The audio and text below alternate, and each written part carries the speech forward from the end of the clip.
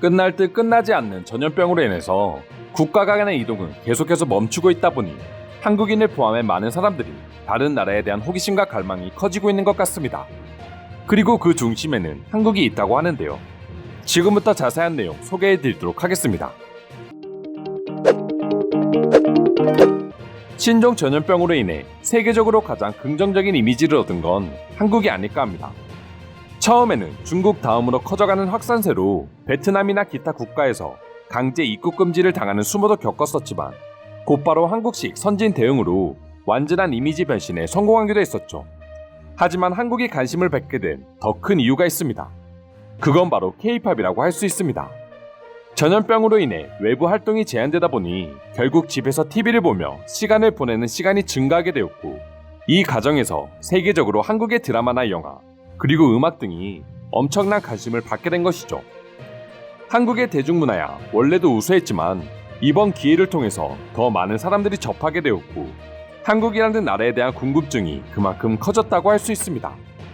그래서인지 해외 커뮤니티에는 외국인으로서 한국에서의 생활이나 여행은 어떠한지에 대한 글이 많이 올라오고 있습니다.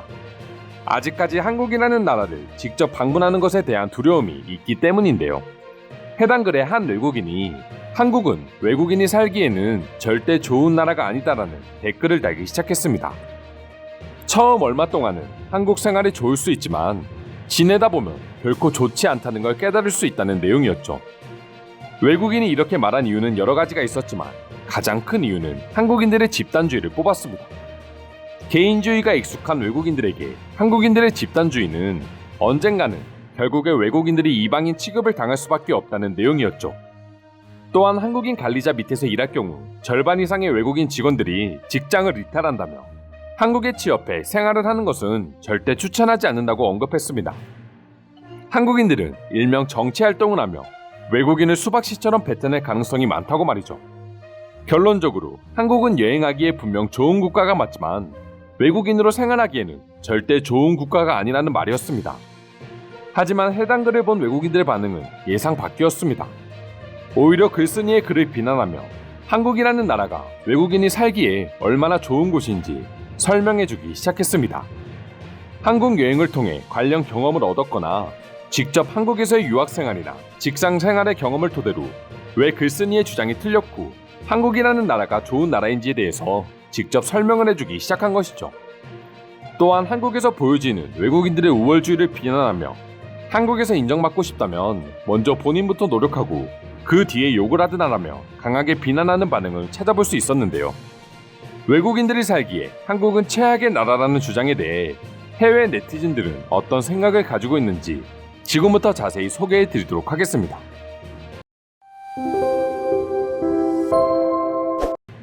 외국인이 아니라 그냥 사람이 살기에 한국은 최고의 도시야.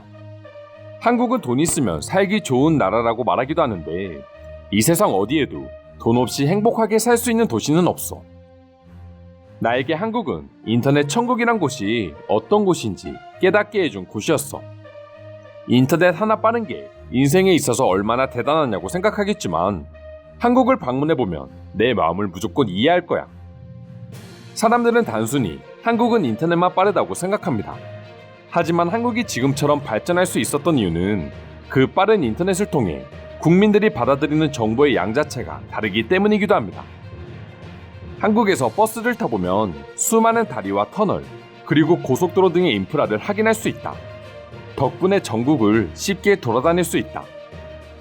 한국의 유일한 단점으로 서울의 교통체증을 이야기하는데, 물론 피크 시간대에는 밀리는 건 맞지만 LA나 마닐라의 끔찍한 교통량과 비교했을 때는 전혀 문제될 수준이 아니야.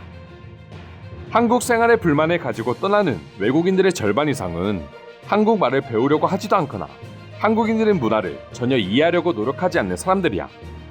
그러고는 한국인들이 이상하다며 욕을 하고 떠나지. 저는 한국에서 직장 생활을 하고 모든 면에서 만족하고 있습니다. 특히 한국은 1년 동안 수많은 휴일이 있고 저 같은 경우 5주에서 6주 정도의 휴가를 가는 것 같습니다.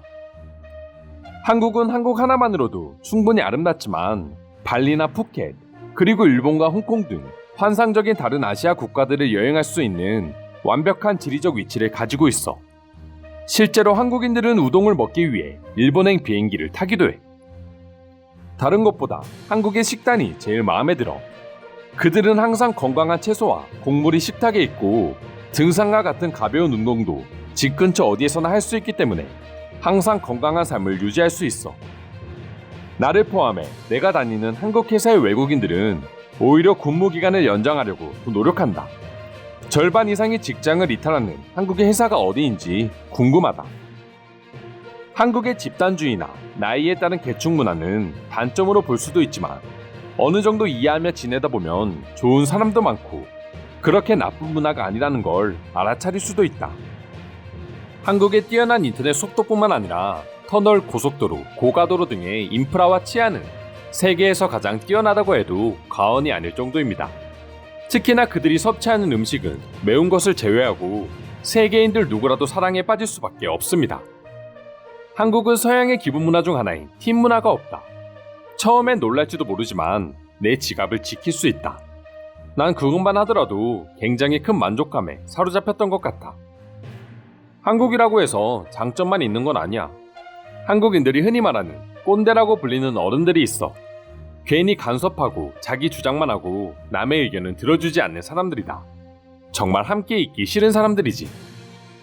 요즘 한국인들은 그런 것을 보고 굉장히 안 좋게 받아들이고 있고 변화하기 위해서 많은 노력을 하는 것 같았어. 외국인으로서 한국에서 생활하는 건 사실 어려운 일일 수도 있다. 하지만 시간이 흐르다 보면 한국에 적응하게 되고 의사소통 부분에서 크게 어려움이 없기 때문에 어쩌면 적응하기 가장 쉬운 나라가 한국이 아닐까 하는 생각이 들어. 한국의 수많은 음식들은 항상 나를 반겨줬고 배신하지 않았어. 그리고 그들의 하루 만에 오는 택배 시스템과 10분도 걸리지 않는 은행 시스템, 그리고 하루에 2번도 갈 수 있는 병원까지 갖추고 있지. 한국의 그런 시스템에 한번 발을 들이게 되면 빠져나올 수 없어. 난 현재 한국에서 3년째 일을 하며 살고 있습니다. 이제는 한국말을 할 수 있고 주변에는 한국인 친구들이 많이 있습니다. 그들과 함께 생활하다 보면 내가 살던 뉴욕이 생각나지 않을 때가 많죠. 때로는 뉴욕 생활이 오히려 불편하다고 느껴질 때도 있습니다. 생각보다 한국인들의 차별은 꽤나 심각했습니다. 대부분의 한국인들은 유럽인들과 북미 사람들을 좋아합니다. 유럽인인 나는 그들에게 꽤 좋은 대우를 받기는 했지만 아르헨티나 사람인 내 친구는 한국인들이 너무 불편하다는 이야기를 종종 할 때가 있습니다. 난 금요일 밤마다 항상 이태원을 찾죠. 그럴 때마다 한국인들을 보게 되는데 그들 중에서는 외국인과 친구가 되기 위해서 먼저 대화를 신청하는 모습을 봤습니다. 아시아에서 가장 개방적인 나라가 바로 한국입니다. 이상으로 한국은 외국인이 살기에 최악이라는 글에 대한 외국인들의 반응 살펴보았습니다.